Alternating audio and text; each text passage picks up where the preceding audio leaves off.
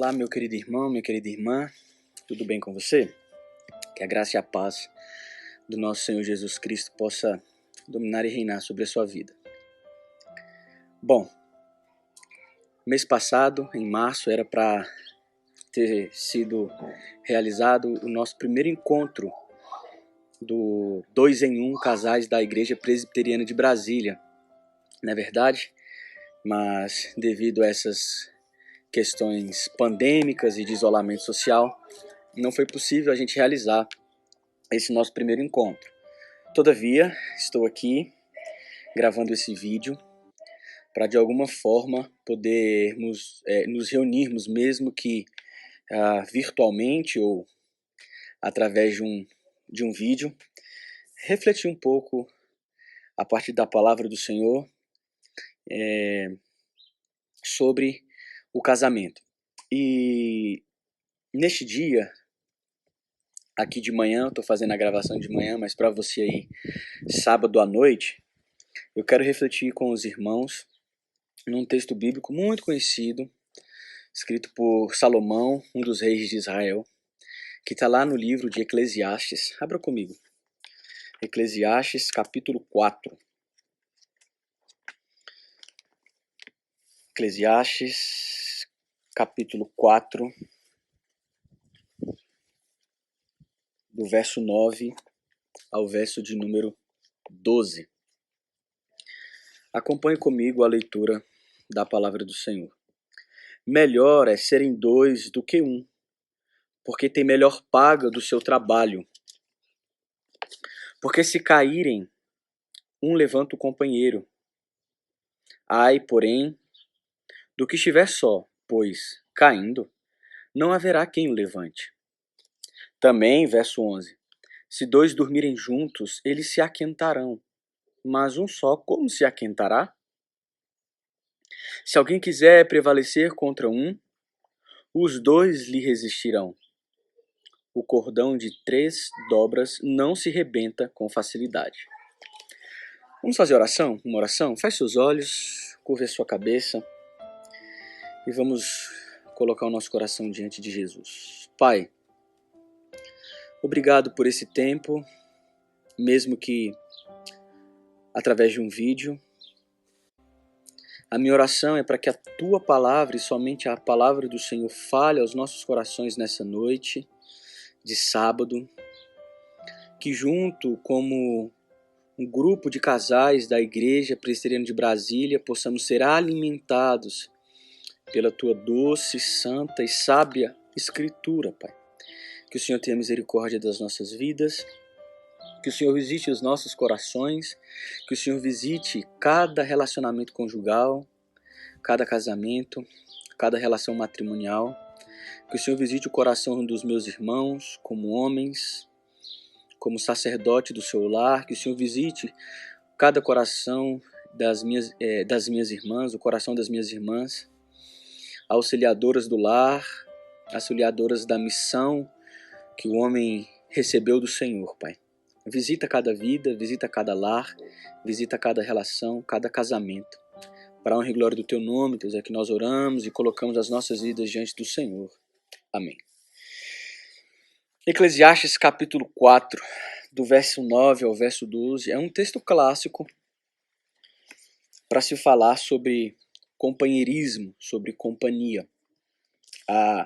Muitos usam esse texto para falar sobre casamento, mas de fato esse texto ele não é um texto que fala sobre casamento em si, mas fala sobre companhia, sobre o companheirismo, e obviamente a gente pode aplicar esse texto para o casamento e para a relação conjugal sem problema nenhum. O título que eu quero dar para esse nosso breve estudo, para essa breve reflexão é A Bênção da Companhia. Os versos 9, 10, 11 e 12, de Eclesiastes 4, eles precisam ser lidos com uma mentalidade de como era o contexto do primeiro século. Por que eu digo isso? Porque Salomão, quando escreve, ele escreve o livro de Eclesiastes, um livro sapiencial, um livro de sabedoria, dentro de um contexto. E o contexto que Salomão escreve é um contexto onde o povo de Israel, eles realizavam viagens a trabalho para outros locais.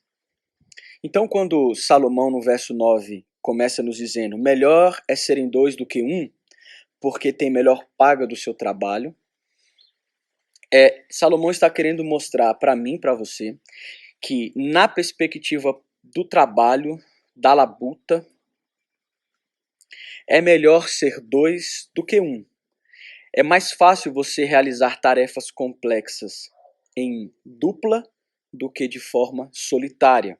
É mais fácil encontrar resolução para os problemas que surgem no trabalho se você for dois, né, uma dupla, do que você estar sozinho.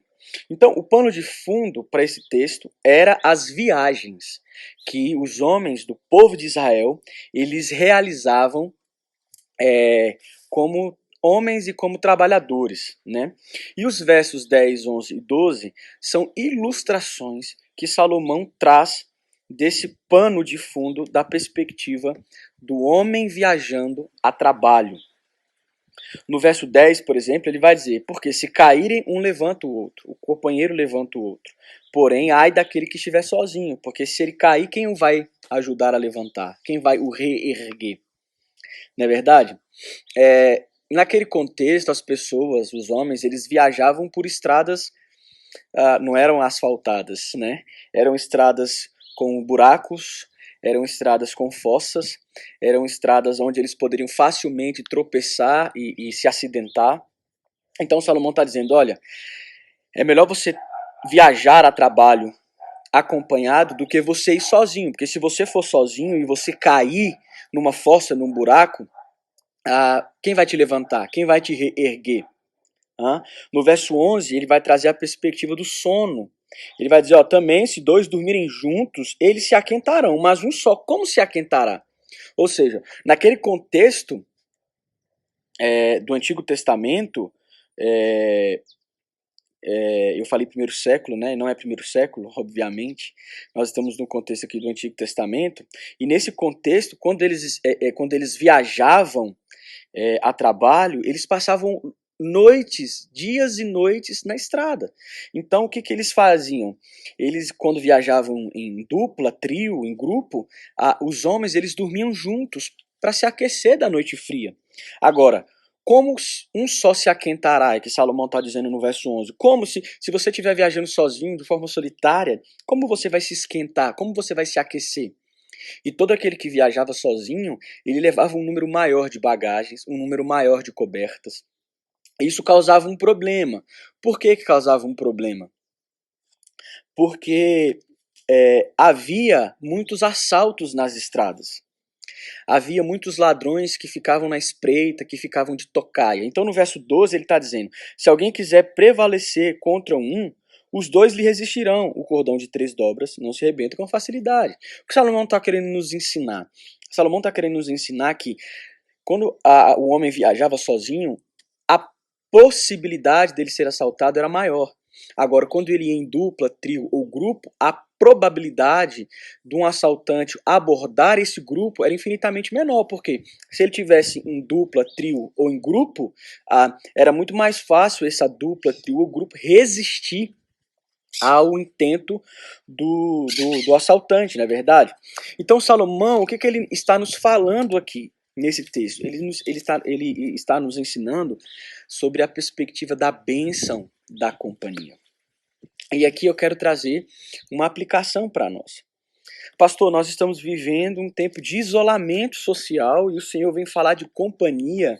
Sim, porque de fato estamos isolados socialmente. Eu estou gravando esse vídeo aqui da minha casa e eu estou isolado dos meus amigos, dos meus colegas, mas eu não estou isolado da minha família. Eu não estou isolado da minha esposa, eu não estou isolado dos meus filhos. Sabe, essa crise pandêmica e, consequentemente, o isolamento que ela causou, sinaliza a saúde do seu casamento. Vai sinalizar a saúde da sua relação conjugal. Por que eu digo isso? Porque existem muitos casamentos em que a companhia, que é o que Salomão está falando aqui, já não existe há muito tempo. Todavia, a rotina agitada, a agenda apertada, leva o menino para a escola, busca o menino para a escola, leva para o inglês, volta, vai para o trabalho, vai para a reunião, viaja a trabalho. Toda essa dinâmica e essa rotina que nos faz estar ocupados mascaravam até então um casamento que talvez existia, mas sem a bênção da companhia. Estavam juntos na mesma casa, mas não eram amigos. Estavam juntos debaixo do mesmo teto, mas não havia companhia, não havia parceria, não havia amizade. E isso é uma realidade, isso é um fato. Não é uma mera elucubração da minha mente pastoral, desse jovem pastor que vos fala. Não. Você quer ver? Eu quero ler aqui para você uma reportagem, algo curto, que saiu na BBC News no dia 24 de março de 2020. Foi até uma irmã da igreja que me enviou essa reportagem. E o título dessa reportagem é o seguinte: Coronavírus, : Confinamento teria causado número recorde de divórcios em cidade da China. E o subtítulo da reportagem é esse: Muitos casais parecem não ter resistido à proximidade em tempo integral. Após redução de transmissões do coronavírus, o município de Xi'an registrou aumento drástico no número de pedidos de divórcios. E aí a reportagem fez uma entrevista, né, com uma mulher de 29 anos, uma professora desse município de Xi'an. O nome dessa mulher é Jin. Ela diz assim: é muito tempo junto. Eu tenho visto cada vez mais histórias sobre separações. Muitas piadas também, mas o problema parece sério. Percebe? O divórcio é o sintoma de um problema. O divórcio não é o problema em si, mas ele é o sintoma de um problema maior. O grande problema não é o isolamento que força o casal a passar tempo junto. A raiz do problema é o coração humano. Uma pergunta, ela precisa ser feita para a gente refletir nessa perspectiva de casamento em tempos de isolamento. E a pergunta é: para quem eu estou vivendo? E você precisa ser muito sincero com você mesmo ao responder essa pergunta ao seu coração. Por que eu digo isso? Porque a sua resposta a quem você está servindo vai definir a sua cosmovisão, a sua forma de enxergar o mundo. Cosmovisão é a lente que você coloca e que faz você enxergar o mundo. E, obviamente, a maneira que você vai se portar nesse mundo. A cosmovisão secular, ou seja, uma cosmovisão não cristã, não bíblica, ela é basicamente uma cosmovisão onde a moral, os desejos de um homem ou de uma mulher, certamente vai determinar as suas crenças. As pessoas primeiro, elas escolhem a forma que elas desejam viver, e depois de escolher a forma que elas desejam viver, é que elas começam a construir a sua vida. Você vê o pessoal mais jovem hoje é o seguinte: eu preciso passar no concurso, ganhar 15 mil, ter a minha casa própria, e aí depois eu caso. Ele escolhe a forma que ele deseja viver para depois construir a sua vida em cima desse desejo, desse estilo de vida desejado. O estilo de vida e os padrões da nossa sociedade ocidental de hoje está muito, muito, muito longe do padrão bíblico ou do padrão, como algumas pessoas chamam de judaico-cristão. E certamente Deus lança para nós hoje um desafio de responder essa pergunta: a quem de fato nós estamos servindo? Para quem nós estamos vivendo? Para o Senhor, Cristo, na palavra, ou para nós mesmos? O alicerce da nossa sociedade hoje, ela é atualmente hedonista. É a busca incessante pelo prazer, é a busca pela felicidade pessoal.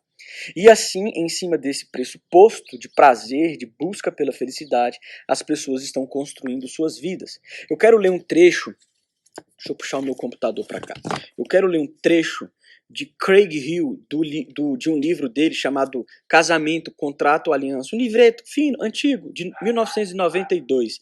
Craig Hill diz o seguinte: se dissermos que somos seguidores de Jesus, que ele é o Senhor e todavia continuarmos a abraçar os valores da sociedade à nossa volta, faremos com que as interpretações da Bíblia se conformem aos valores projetados para servir o eu e não a Deus. Seremos então praticantes de iniquidade, autoenganados, pois estaremos construindo casas sobre areia.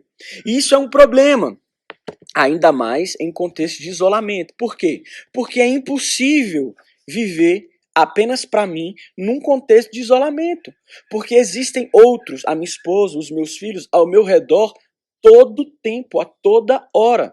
E esses outros que estão integralmente ligados a mim, eles requerem, eles precisam, eles necessitam de atenção, de cuidado, de zelo. Queridos, o isolamento ele não potencializou os divórcios na China. Ele simplesmente revelou o coração humano. E certamente isso vai acontecer em outros países e no Brasil também. O quê? O aumento dos divórcios após esse período de isolamento. O isolamento, queridos, revela a faceta egoísta do coração do homem. Uma outra ilustração que eu quero trazer, há alguns anos atrás, mais de 6 anos atrás, eu estava na academia e andando na esteira, e na frente da esteira tinha uma televisão, e lá na televisão da academia estava passando o programa da Fátima Bernardes, Encontro com Fátima Bernardes, e Fátima Bernardes, divorciada de William Bonner, fez uma pergunta para o Antônio Fagundes, aquele ator global do Rei do Gado. E ela perguntou para o Antônio Fagundes o que era casamento para ele, e ele deu a seguinte resposta. Ele falou assim: casamento é o sentir-se bem com a presença do outro. E a partir do momento em que alguém não se sentir bem na relação, então o casamento perde todo o sentido. Existem verdades nessa fala. De fato, o casamento é se sentir bem na presença do outro, mas o casamento não é só se sentir bem na presença do outro. Existem momentos em que, devido às nossas emoções serem flexíveis, mutáveis, eu não vou me sentir bem na presença da minha esposa porque a gente teve um desentendimento, ou na presença dos meus filhos, e isso acontece com você na sua casa também, e nem por causa desse desentendimento e desse momento o casamento perde o sentido. Agora, essa resposta do Antônio Fagundes ela é interessante, porque ela vai revelar aqui a cosmovisão pós-moderna, a cosmovisão fundamentada no hedonismo, no prazer ou na busca pessoal da felicidade. Essa é a forma em que a nossa sociedade alicerça o casamento. Ela alicerça o casamento num termo que muitos filósofos chamam de revolução dos afetos. A nossa sociedade ela vive e enxerga o casamento a partir dos afetos e unicamente dos afetos. Não como um compromisso, não como uma responsabilidade, não como uma aliança, mas como um mero bem-estar. E o isolamento ele vai trazer tudo isso para a superfície da relação. Não tem como esconder o egoísmo do coração humano quando se está integralmente na presença do marido, da esposa, dos filhos. E aqui eu quero partir já para a nossa conclusão. Como mudar um coração egoísta para um coração de servo? Né? Eu como marido servindo a minha esposa como serva servindo a mim. Não existe uma forma, óbvio, e eu nem gosto muito dessa linha mais pragmática, porque a gente sabe pela palavra de Deus que quem muda o coração do homem é o próprio Espírito Santo de Deus, através da palavra. Um coração egoísta dentro de uma relação matrimonial precisa entender o que significa um casamento. E eu acho que isso tem que ser falado dos púlpitos das nossas igrejas. O que é um casamento a partir da ótica cristã, bíblica, revelacional, a partir dos valores judaicos cristãos. Porque as pessoas hoje, dentro das nossas igrejas, elas estão vivendo o casamento não baseado naquilo que a Bíblia diz sobre casamento, mas baseado naquilo que a sociedade pós-moderna, afetiva, fala sobre casamento. Essa entrevista do Antônio Fagundes, reproduzida em cadeia nacional, certamente forma a opinião de milhares e milhares de pessoas. O casamento ele foi criado por Deus. A gente vê isso lá em Gênesis. Logo, para o casamento funcionar conforme a vontade daquele que criou o casamento, ele precisa ser vivenciado dentro daquilo que a palavra de Deus nos fala e nos ensina, nos instrui acerca do casamento. E a palavra de Deus nos revela que o casamento é um pacto, uma aliança, e não um contrato para beneficiar o meu coração egoísta. E essa forma, contrato, é a forma em que o mundo enxerga o casamento hoje. Quem sabe esse não pode ser o tema para a nossa próxima reflexão. Casamento, contrato ou aliança? Eu quero encerrar essa nossa reflexão lendo um poema chamado Casamento, de Adélia Prado. E o poema diz o seguinte: há mulheres que dizem, meu marido, se quiser pescar, pesque, mas que limpe os peixes. Eu não.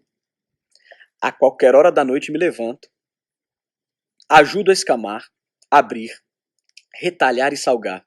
É tão bom só a gente sozinhos na cozinha, de vez em quando os cotovelos se esbarram, ele fala coisas como, este foi difícil. Pranteou pelo ar, dando rabanadas, e faz os gestos com as mãos. O silêncio de quando nos vimos a primeira vez atravessa a cozinha como um rio profundo. Por fim, os peixes na travessa, vamos dormir. Coisas prateadas espocam. Somos noivo e noiva. Adélia Prado, nesse poema Casamento, ela fala sobre o desejo de cuidar do parceiro, estar ao lado do parceiro. O homem pesca, mas o homem e a mulher cozinham juntos. E eles enxergam no poema esse momento de estar junto como um momento especial para o casamento. Ainda que isso implique muitas vezes sair da zona de conforto. No poema, eles estavam preparando à noite a refeição para o dia seguinte. E aí ela, a esposa, se levanta no meio da noite, quando o marido chega da pescaria, para se juntar a ele na cozinha, enquanto os dois, juntos, preparam a refeição para o dia seguinte. Tudo acontece com profunda naturalidade. A relação de longo prazo se baseia nesses pequenos gestos de companheirismo do cotidiano. Sabe, esse isolamento vai revelar o nível espiritual e o nível relacional do seu casamento. E a minha oração e o meu desejo é para que, se o seu casamento vai mal espiritualmente e vai mal na perspectiva do relacionamento e da companhia, use esse tempo de isolamento para fortalecer o seu casamento espiritualmente e para fortalecer o relacionamento e a companhia conjugal. Se o seu casamento vai bem, amém. Que possa ser um tempo para amadurecimento e fortalecimento dessa relação que já vai saudável. Ore com a sua esposa, leia a palavra do Senhor com a sua esposa, assista um filme à noite com a sua esposa. Se você tem filhos pequenos como eu, coloque eles para dormir, assista um filme, faça uma janta especial no meio da semana. E tenha esse momento de companhia e de celebração, como diz Salomão, a companhia é uma bênção. Vamos orar? Feche seus olhos. Senhor, obrigado pela bênção da companhia. É melhor sermos dois do que um. Obrigado pela bênção do casamento.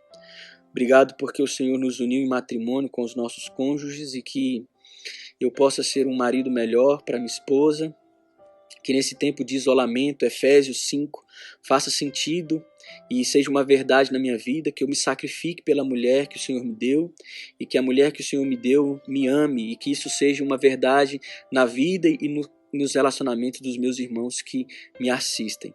Derrama sobre nós, sobre o nosso casamento, sobre a nossa relação matrimonial, a tua bênção, a tua graça, que o Senhor nos ajude. No santo nome de Jesus Cristo é que eu oro e te agradeço. Amém. Meu querido irmão, minha querida irmã, que Deus te abençoe. E em breve nós estaremos juntos novamente como 2 em 1, casais da Igreja Presbiteriana. Se não presencialmente, com um novo vídeo, com um novo estudo, mas oro ao Senhor para que muito em breve possamos estar juntos, abraçando uns aos outros, sentindo o calor da presença e a bênção da companhia. Que Deus te abençoe. Um forte abraço.